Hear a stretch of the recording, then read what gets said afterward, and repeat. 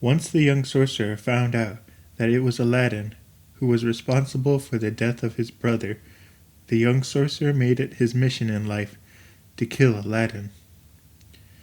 The young sorcerer made his way to China, and once there, he rested. The young sorcerer took his time in the city. He spent the time learning all he could about Aladdin. He learned that the people of the city valued Aladdin and saw him as a good person. The young sorcerer was not sure of a way to kill Aladdin. One day he heard talk of a woman. Never hearing of this woman, the young sorcerer asked to know more about her and why she was so famous. It turned out that this woman's name was Fatima. She was a woman who possessed incredible powers. A couple of times a week, she would come into the city, and great crowds of sick and injured people would come around her. Fatima would spend her time touching and healing those that were sick. Her magical ways were admired throughout the city. After the young sorcerer learned about this, he was able to come up with a plan. The young sorcerer went at night to the place where Fatima lived. He snuck into her home and killed her. Then he took her clothes and created a disguise so he looked like her. He then proceeded to bury her body so no one would find her. The next day, the young sorcerer, disguised as Fatima, made his way into the city. Instantly there formed a large crowd around him, of all different sorts of people, asking to be healed. The young sorcerer muttered some fake prayers, and the people believed that he was the real Fatima. The young sorcerer made his way through the city until he came in front of Aladdin's palace. Once the young sorcerer was in front of the palace, he stopped and continued to give the people fake blessings and healings. The crowd continued to grow and became so loud that the princess was able to hear them from inside the palace. The princess, wondering what all the noise was about, asked the servant what was going on. The servant told her that it was Fatima, healing people outside the palace. The princess was a huge fan of Fatima and had long heard tales of her magical abilities. The princess told the servant to go send for Fatima so that she could learn more about her. The servant went out, and the crowd, seeing the servant from the palace, created a path so that she could make it through.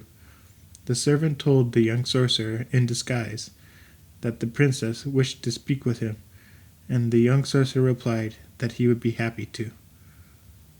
The young sorcerer made his way into the palace and was brought to the same room as the princess. The princess told the young sorcerer in disguise that she wanted to learn more about her and what she did and how to live a life as generous as she, Fatima, had lived. The princess told who she thought was Fatima that she wanted training in all of this and asked if Fatima would be kind enough to teach her. The young sorcerer listened to all of this and was very happy to hear this. He was delighted to know that his plan was going so well. He knew that it would be easier to kill Aladdin from within the palace, so he made up a lie. The young sorcerer told the princess that he, as Fatima, had to conduct prayers and routines, and that it would be too much work to travel from home to her home and continue to give blessings and train the princess, so he would have to decline. When the princess heard this, she came up with a plan.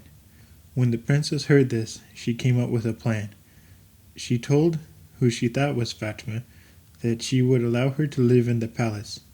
Fatima would have a room and whatever she needed to conduct her prayers and blessings. When the young sorcerer heard this, he was overjoyed that the princess had fallen for his trap.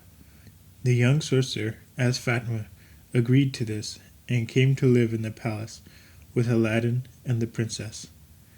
The princess told the young sorcerer that she wished to eat with her, and then they could begin training in the evening.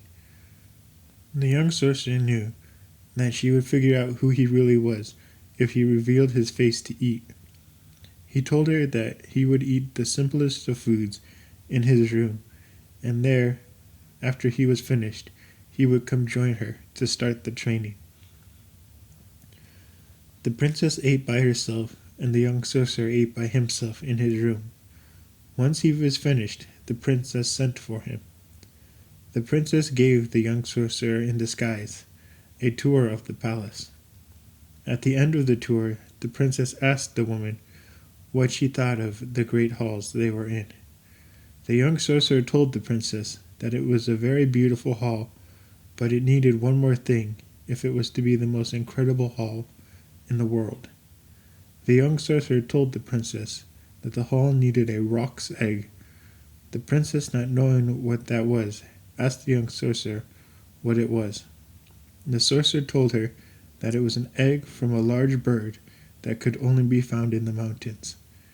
After their meeting, they went their separate ways, but it continued to bother the princess that the hall needed this roc's egg. The princess waited into the night for Aladdin to return, and she told him that the hall was really great, but what she thought it needed to be the best in the world was a roc's egg. Aladdin replied that he would have it done immediately and left the room. In private, he pulled out his lamp and rubbed it, and out came the genie.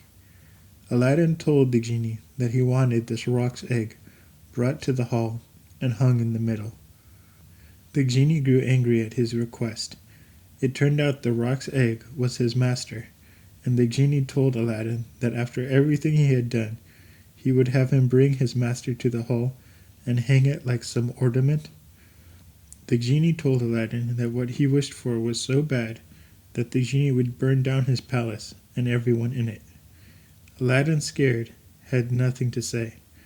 Then the genie continued and told Aladdin that he knew this was not the wish of Aladdin or the wish of the princess.